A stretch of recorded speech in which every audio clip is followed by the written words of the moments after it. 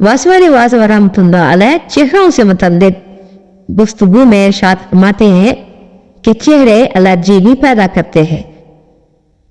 ایسا ہوتا آیا ہے کہ کسی کا چہرہ دیکھتے ہی کسی کے ہاتھ پاؤں پھول جاتے ہیں۔ یہ محاورہ نہیں، حقیقت ہے۔ کوئی چہرہ انسان کے لیے اعصاب شکن ہوتا ہے۔ ناپسندیدہ چہروں میں زندگی گزارنے والے کا اکثر ہارٹ فیل ہو جایا کرتا ہے۔ چہروں کو خالق کی نسبت سے ہی دیکھنا عافیت ہے۔